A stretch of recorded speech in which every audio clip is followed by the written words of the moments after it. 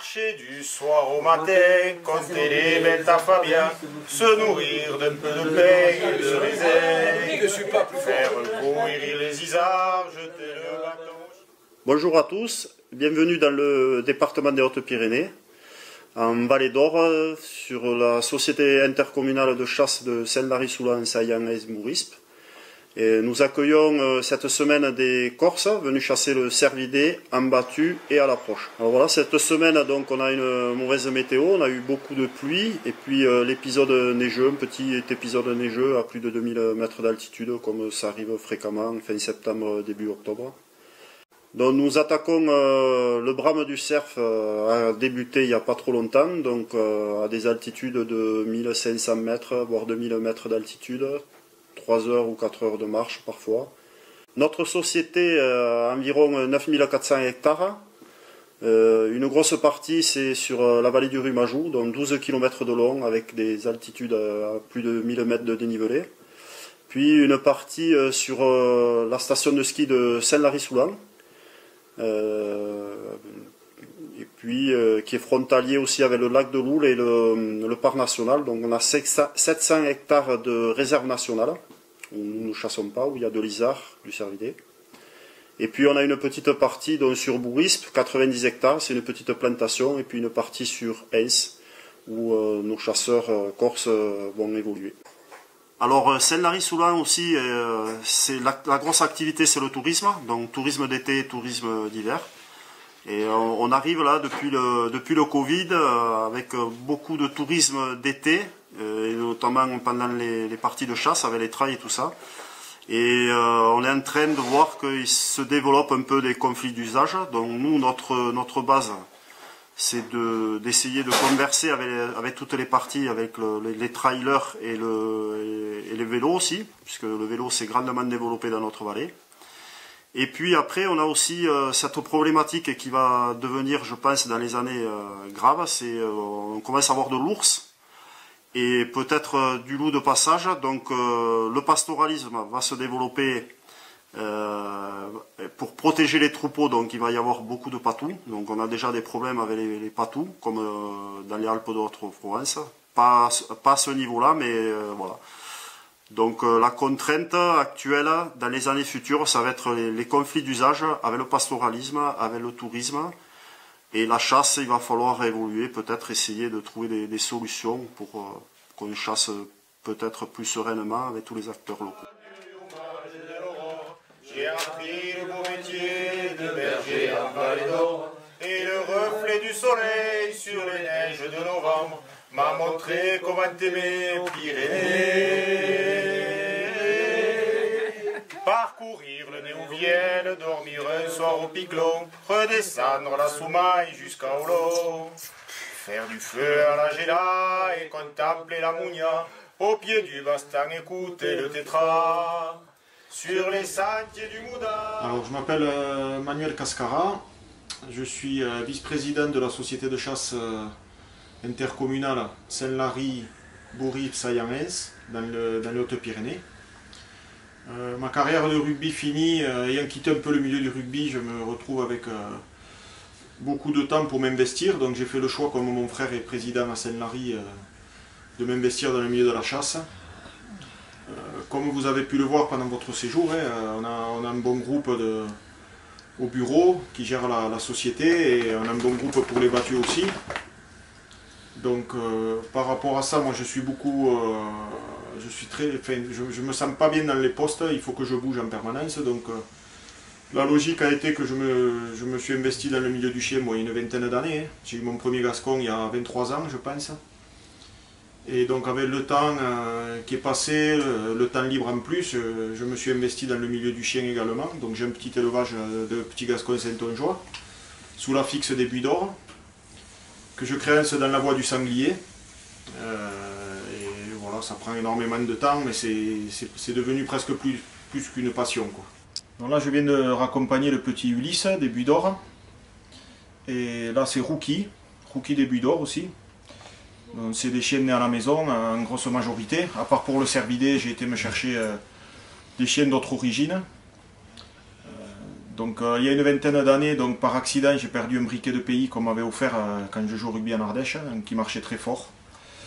Et en fait, quand on est beaucoup, enfin, moi ça me touche beaucoup quand je perds un chien. Donc un copain à moi, là, Sébastien, m'a amené dans un élevage de Gascon pour prendre vite un autre chien quand j'ai perdu l'autre.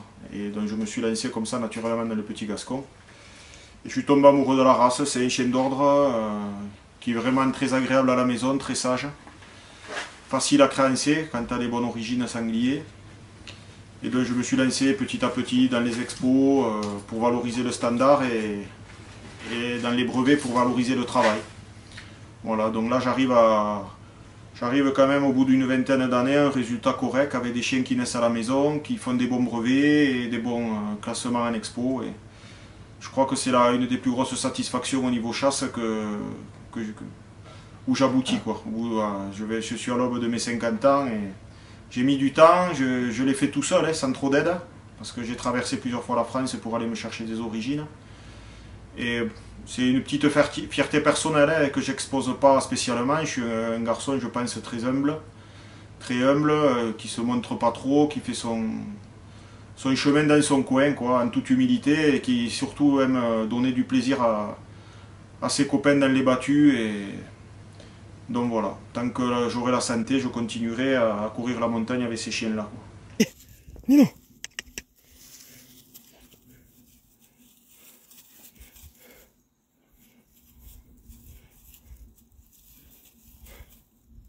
Allez.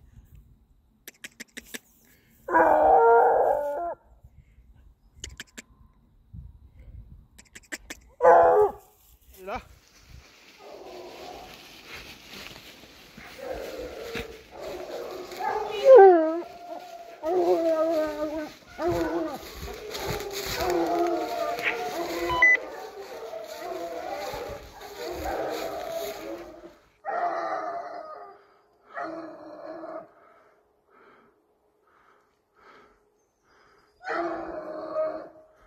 Comme Osso qui me donne sur quête maintenant. C'est pas levé ça, hein? Si, si. Si Osso il donne.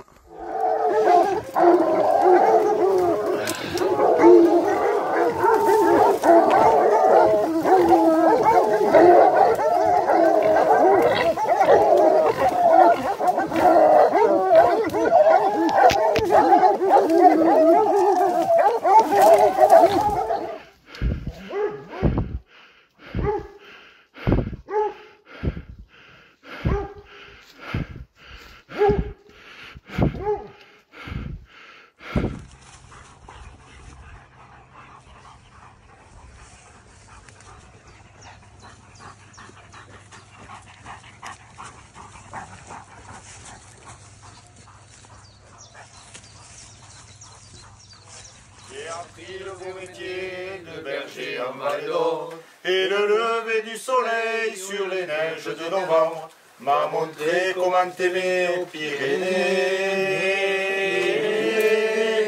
La la la la la la.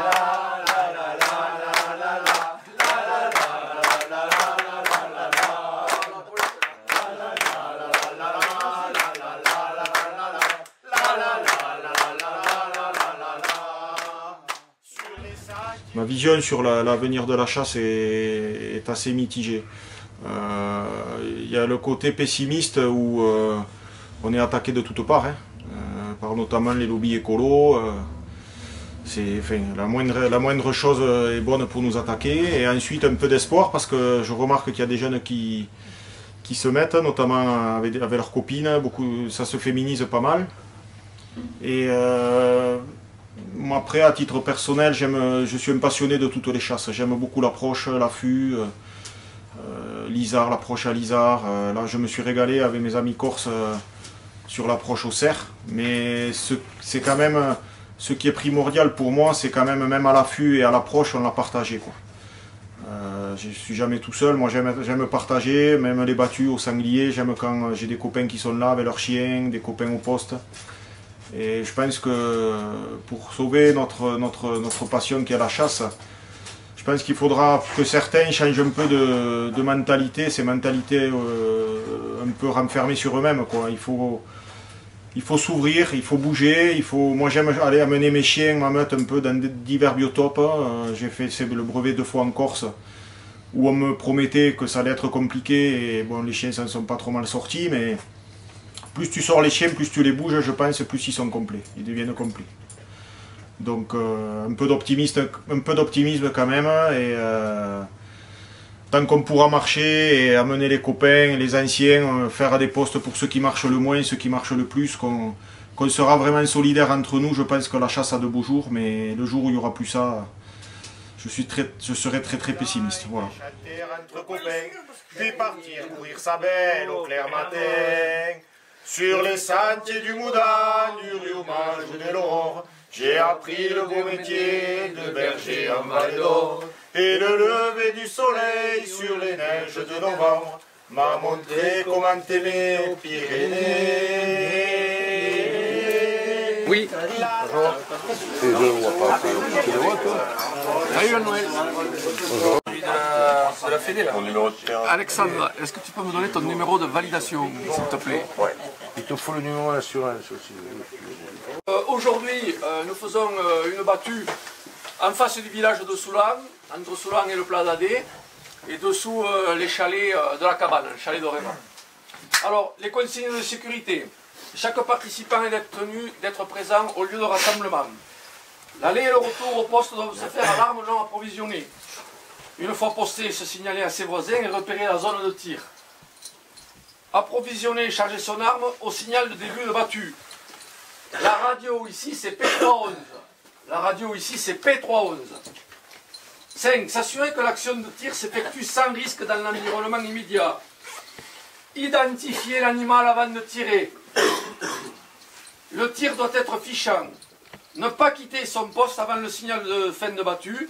Et au signal de fin de battue, décharger immédiatement son arme et signaler à son voisin avant de quitter son poste. Aujourd'hui, qu'est-ce qu'on peut tirer? Vous pouvez tirer les CM2, les CM1, les biches, les femmes. Surtout les biches et les femmes. Vous pouvez tirer les sangliers si jamais il y avait un sanglier. Pas de lait meneuse. Pas de lait meneuse, pas de doublé au sanglier, parce que c'est pas l'invasion. Et vous pouvez tirer les brocards. Uniquement les brocards, les chevreuils 3 fouets. Voilà. Les Corses, vous avez eu les consignes particulières, donc ok. Donc P311, je l'ai dit, chef de ligne. Donc maintenant, on va regarder le plan avec attention parce qu'on est nombreux. Donc part en haut au chalet du Plat d'Adé avec Jean-Jacques Héran, chef de ligne. Il y a Francis, Philippe Ferrand, il y a Luc, il y a Sylvain et Jean-Jacques et Julien. Donc eux, ils partent avec Jean-Jacques Héran, chef de ligne, en haut à gauche. À Corse, vous mettez, c'est Manu qui va vous poster dessous la route. Vous allez voir toute la chasse. Avant le virage de Bouetas, on a Alain et Jean-Noël qui sont postés depuis la bergerie à la sortie de Julien. Et Julien. Jean-Noël qui met Julien sous le... Jean-Noël, oui. À l'échelle, vers l'échelle. Jean-Noël, Alain et Julien. Julien au chalet là. Juste les laisser. Je vais les monter et je redescends. Allez, parfait. Je sais pas ce que c'est. La circulation, c'est une route goudronnée, c'est une départementale. Et la remorque. On prend la remorque. Qui prend la remorque? Francis. Ah non, non. Je la prends, allez, je la prends. C'est Manu qui prend la remorque.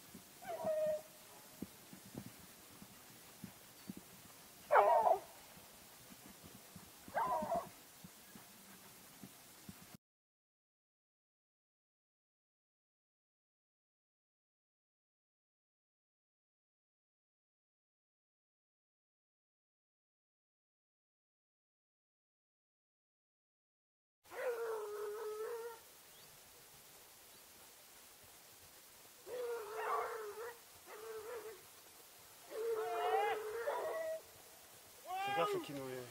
Ah mais là ils vont prendre le cerf les chiens.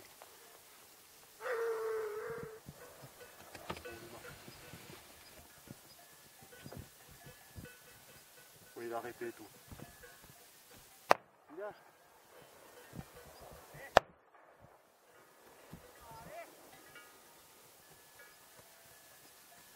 Là il est mort.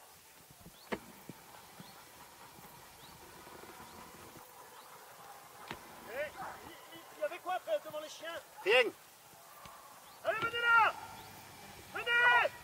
Nous gars, viens! Allez, venez, venez, venez, venez!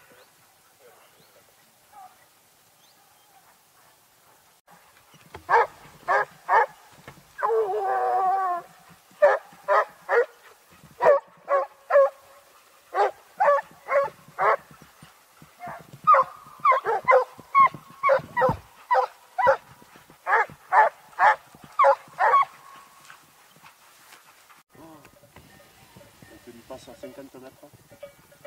Ah, il passe à... Il tire... Qu'est-ce qu'il fait?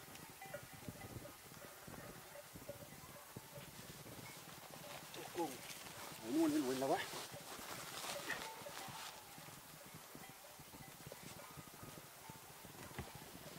Domi, dans ton dos, Domi, regarde dans le dos, Domi.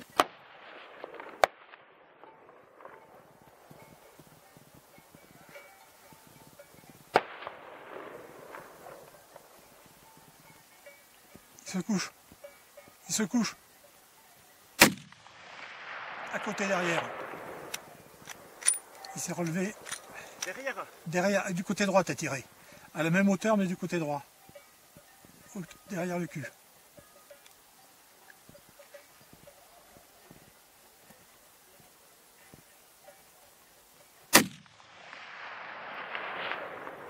Là.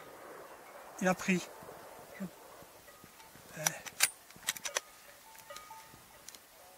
Il a pris. Ouais, il a la patte arrière qui... Je pense qu'il a pris.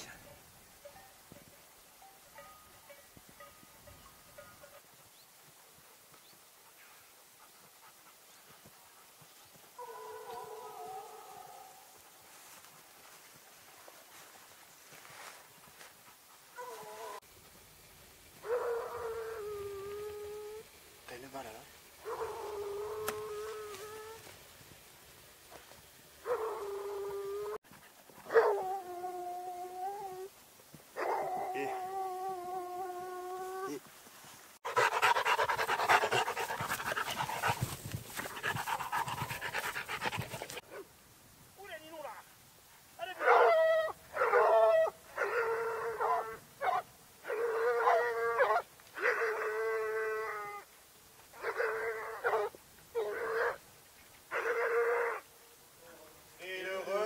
Soleil sur les neiges de novembre m'a montré comment t'aimer Pyrénées.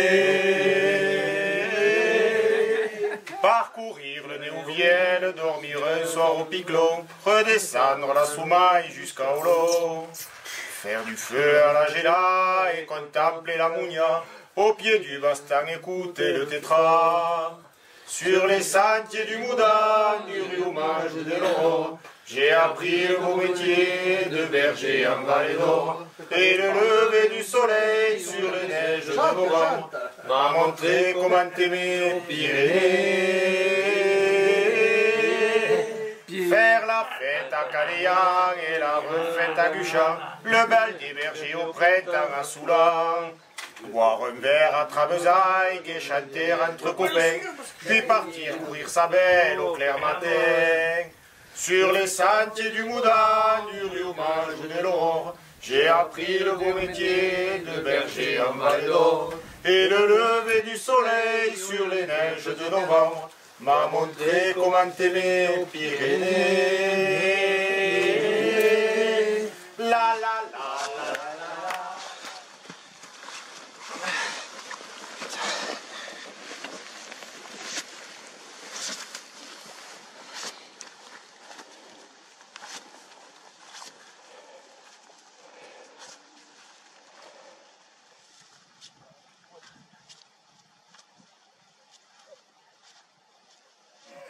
Marcher du soir au matin, compter les bêtes à Fabien, se nourrir d'un peu de pain et de raisin, faire courir les isards, jeter le bâton au chien, à la tombée de la nuit dormir enfin. Sur les sentiers du Moudon, du Riomage et de l'aurore, j'ai appris le beau métier de berger en vallée d'or, et le reflet du soleil sur les neiges de novembre m'a montré comment t'aimer aux Pyrénées. Parcourir le Néouvienne, dormir un soir au Piclon, redescendre la Soumaille jusqu'à Olo, faire du feu à la Géla et contempler la Mounia, au pied du Bastan écouter le tétra. Sur les sentiers du Moudon, du Riomage et de l'Aurore, j'ai appris le beau métier de berger en vallée d'or, et le lever du soleil sur les neiges de novembre m'a montré. Tu passes tous les arbres, tu sais, t'as des gouttes qui tombent.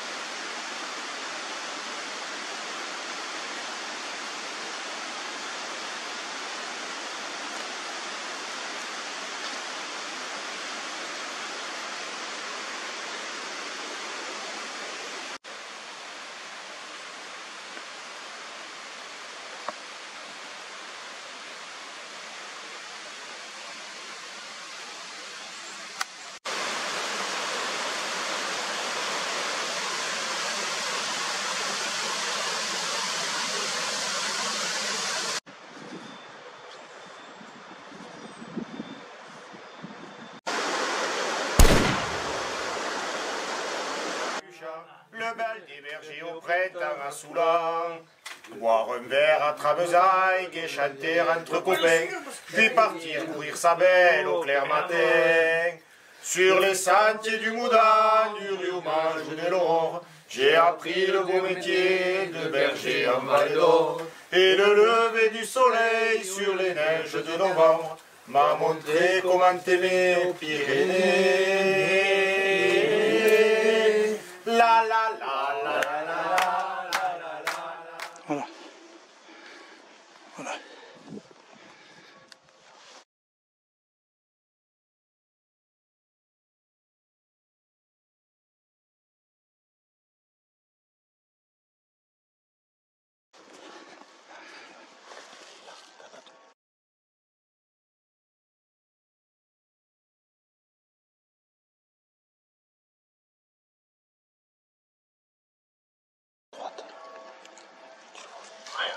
Marcher du soir au matin, compter les bêtes à Fabien, se nourrir d'un peu de pain et de raisin, faire courir les isards, jeter le bâton au chien, à la tombée de la nuit, dormir enfin.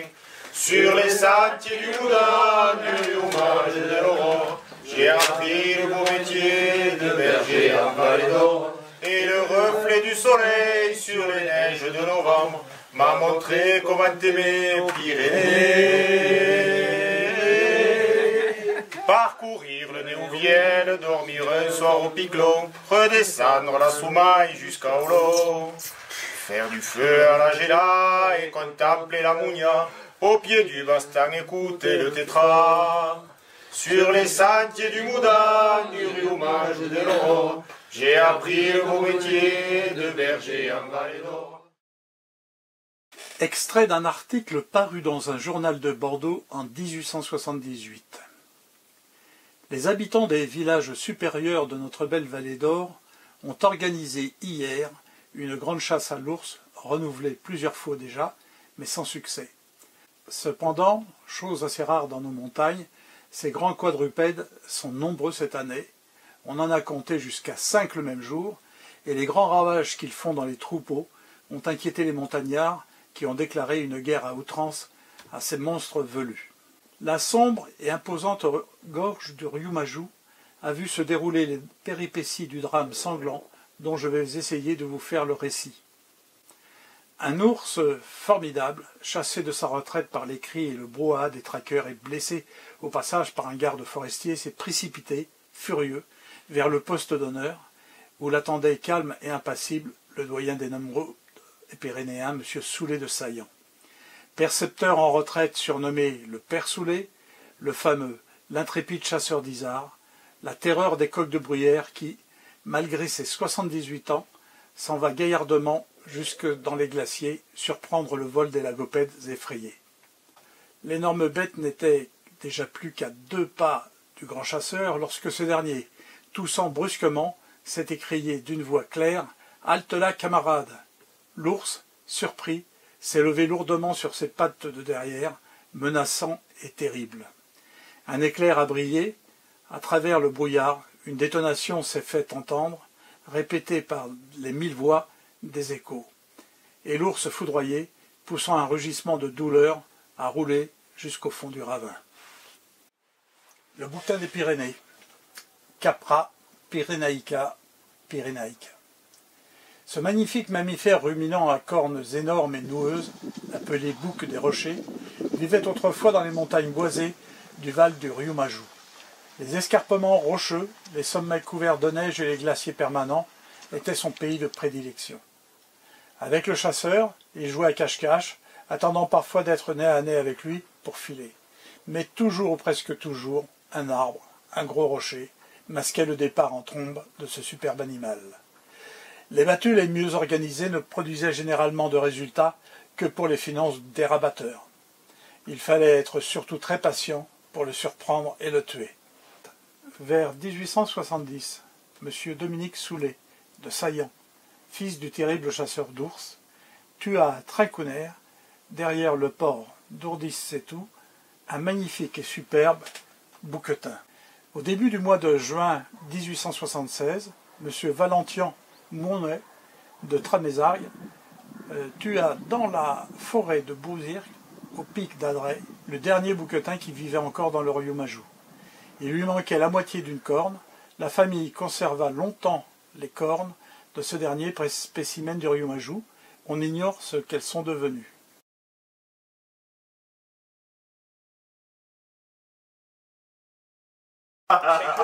C'est un gros, hein. La philosophie, c'est pas de la chasse.